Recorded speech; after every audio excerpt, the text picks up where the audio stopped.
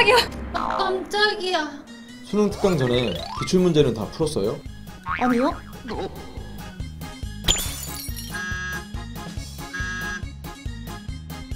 수능 특강 풀이 전에 기출문제를 먼저 보셔야 합니다.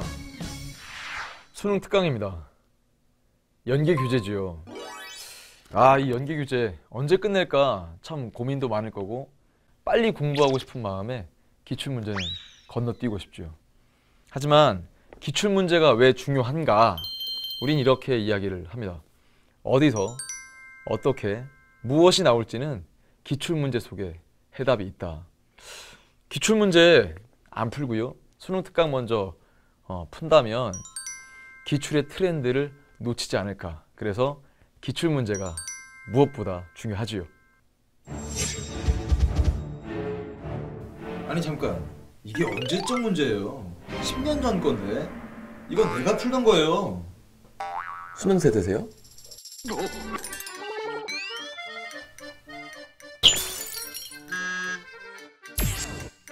최신 교육과정에 맞춘 출제 가능한 문제를 우선 풀어야 합니다. 그냥 많은 양의 문제를 풀겠다는 욕심 잘 알고 있습니다.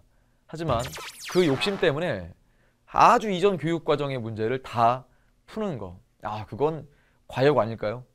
그래서 현재 교육과정에 맞는 기출문제를 우선 풀길 권장합니다. 그걸 다 풀었다 그러면 또 직전 교육과정 정도까지는 추천합니다만 아주 오래된 문제, 선생님이 풀었던 한 10년 전 문제는 추천하지 않습니다. 교육과정에 맞는 기출문제 우선 풉시다. 잠깐, 틀린 문제만 해설지를 봐요? 당연한 거 아니에요?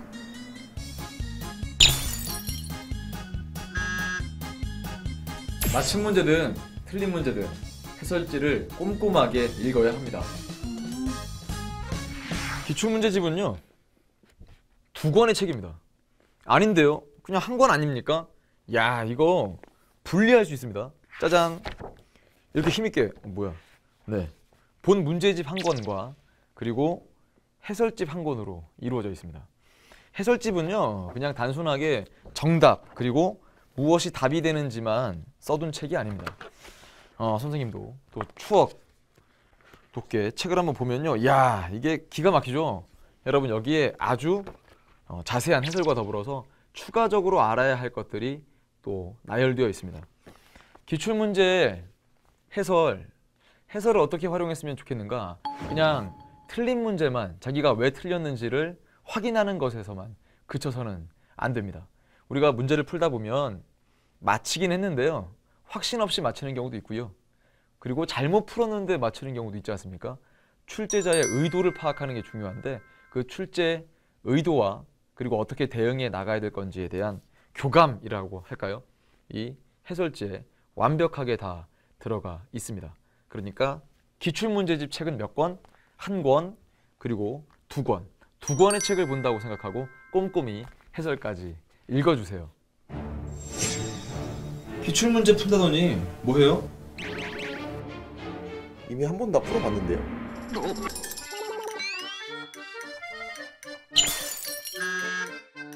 기출문제는 스스로 해설할 수 있을 만큼 반복적으로 풀어봐야 합니다.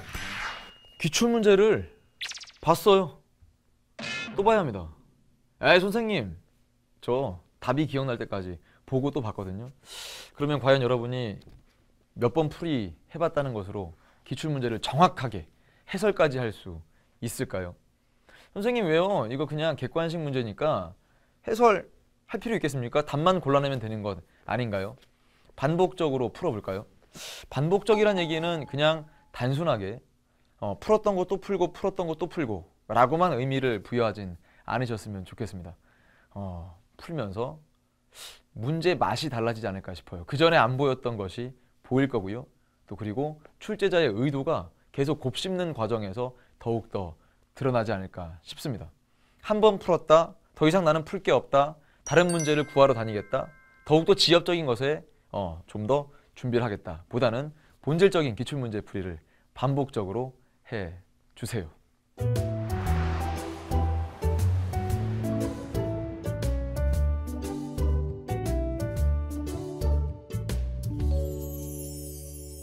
최적의 기출문제 풀이법이라. 선생님은 여러분이 부러운 게요. 선생님 때는 기출문제 집 뒤에 해설이 그렇게 자세하지 않았거든요. 그래서 각 반마다 열심히 공부하는 친구들끼리 모여서 해설을 직접 썼어요. 그런데 그게 그렇게 큰 도움이 되더라고요. 왜냐? 찾아보고 그리고 또 다른 친구들과 의견을 교환하는 과정에서 본인 스스로가 해설집을 쓴다는 것에 대한 또 아주 큰 재미까지. 선생님 왜 아주 좋은 기출문제집 뒤에 해설이 있는데 제가 직접 써봐야 하나요? 수능이 다가오면 다가올수록 여러분 뭐 다른 생각이 들고 그리고 집중력이 흐트러지는 경우가 있습니다. 그럴 때일수록요, 좋은 기출문제의 해설을 직접 써보는 것을 강력하게 추천을 합니다. 쓰여져 있는 걸 읽는 거랑 자기가 직접 써보는 거랑은 상황이 다르거든요. 직접 써보고 그리고 해설집과 비교하면서 단 하나의 선지도 놓치지 않겠다, 그런 마음으로 공부해 주시면 좋겠어요. 둘째, 선생님도 서점에 가거든요. 기출문제집 상당히 많이 있습니다. 그래서 한 권 한 권 꺼내보고 해설도 비교해보고 하는데, 어떤 기출문제집은 회차별로 돼 있어요. 몇 학년도 6월, 9월 모의평가, 또 몇 학년도 수능.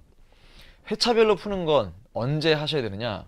진도별로 기출문제를 다 풀고 나서 그 다음에 시간을 내가 맞춰서 풀 수 있는지의 연습을 할 때 회차별로 풀기를 권장합니다.